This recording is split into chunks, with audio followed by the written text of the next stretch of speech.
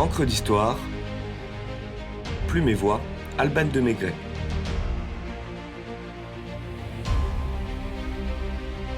Coquetterie et galanterie du gant.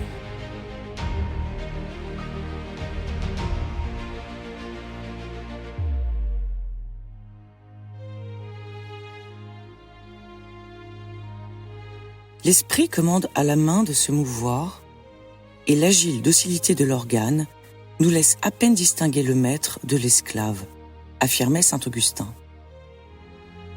Instrument par excellence des facultés humaines, les mains peuvent aussi bien construire que détruire, donner que voler, bénir qu'anéantir, caresser que brutaliser, protéger que persécuter, saluer que congédier. Parce qu'elles lui sont si précieuses, depuis les origines, l'homme ne cesse de préserver ses mains des intempéries, mais aussi de l'hostilité de la nature ou du labeur. Au IVe siècle avant Jésus-Christ, Xénophon rapporte avec mépris les enveloppes à doigts qu'utilisaient les Perses pour se protéger du froid. Et Homère, dans l'Odyssée, décrit Laërte, ancien roi d'Ithaque, grossièrement ganté dans son jardin. Je cite: « Ulysse, dans l'enclos, ne trouva que son père, bêchant au pied d'un arbre. Or, le vieillard n'avait qu'une robe sordide, noircie et rapiécée. Une peau recousue, nouée à ses mollets et lui servant de guêtre, le garret des épines, et des gants à ses mains le protégeaient des ronces. Sur la tête, il avait pour se garer du froid sa toque en peau de chèvre. » Perçu alors comme un accessoire grossier, le gant trouve rapidement sa place dans les hautes sphères de la société féodale, en dépassant sa fonction protectrice. Il se double d'une dimension symbolique et adopte un cérémonial bien à lui. Des manants aux puissants, coquetterie et galanterie du gant. Dès les premiers temps du christianisme, le gant devient une composante rituelle du sacre des rois, mais aussi un accessoire de l'habit liturgique. Les prélats portent des gants blancs pour rappeler la pureté divine, mais également pour éviter le contact avec la matière impure. Lors du couronnement d'un roi, l'archevêque remet au souverain une paire de gants bénis, lui déléguant ainsi son domaine, marque de la loyauté de ses sujets.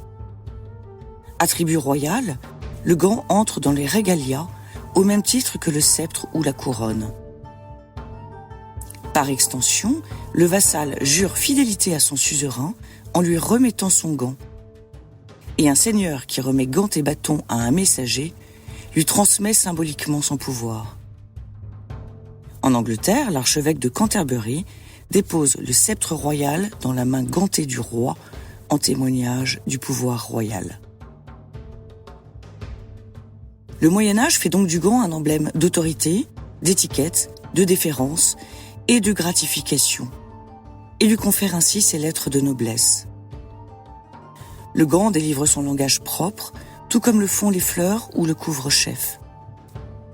Respect et courtoisie obligent, l'usage voulait que l'on se dégante devant un supérieur ou une femme. Les juges royaux doivent ôter leurs gants pendant l'exercice de leurs fonctions, et plus tard, il est de mise de pénétrer main nue dans les écuries de Versailles.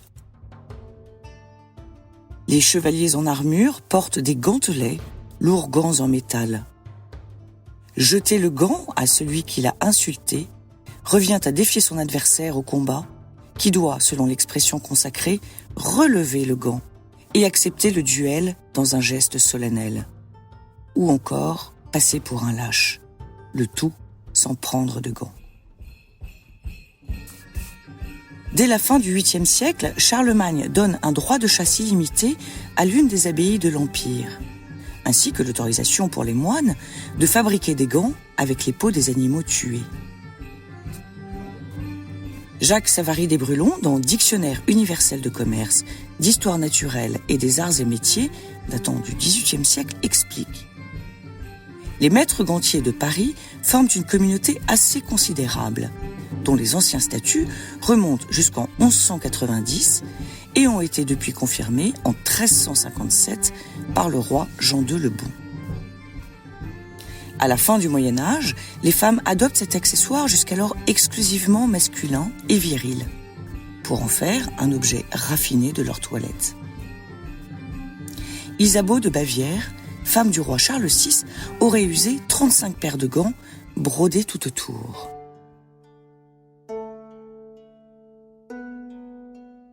La Renaissance invite la coquetterie et l'esthétisme.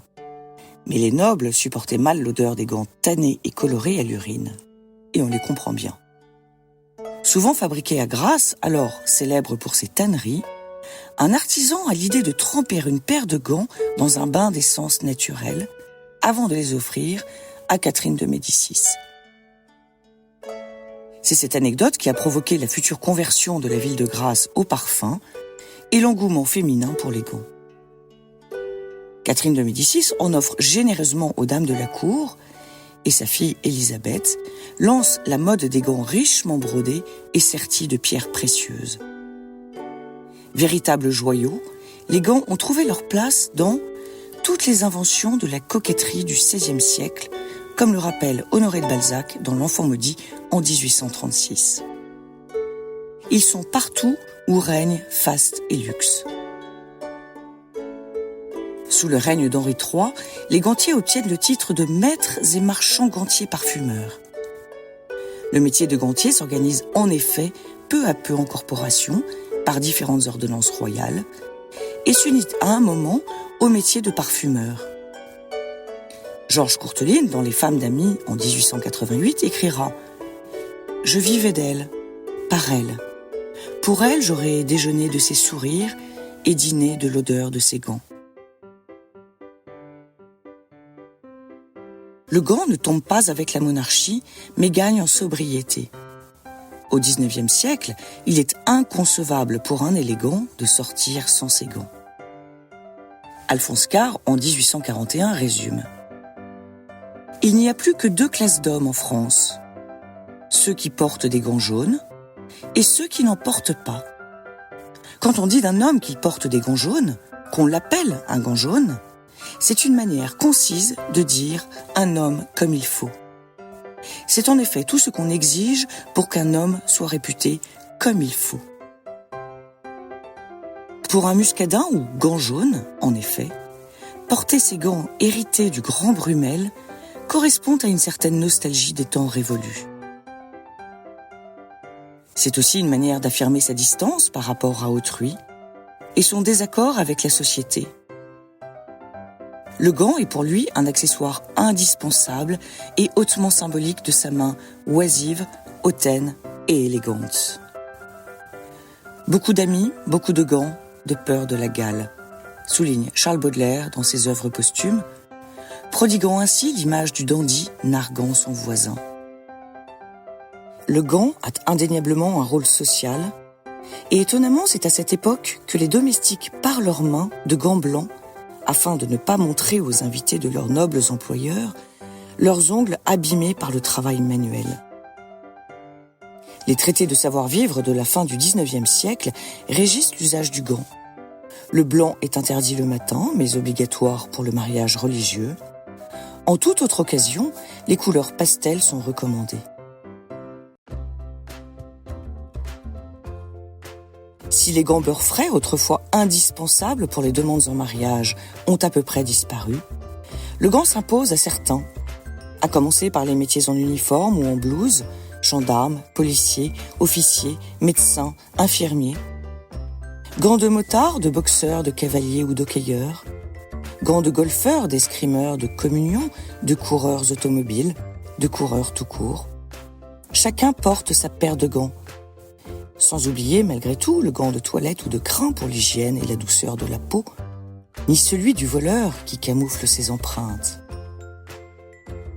Gants arrogants ou élégants, intrigants ou brigands, extravagant fut un temps et même divagant, et tout simplement courant pour le commun des mortels dès les premiers froids hivernaux.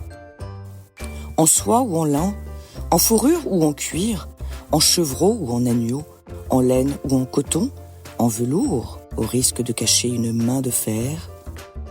Élégante ou stupéfiante, classique ou fantaisiste, à chacun de choisir sa parure, pourvu qu'elle lui aille, cela va de soi, comme un gant.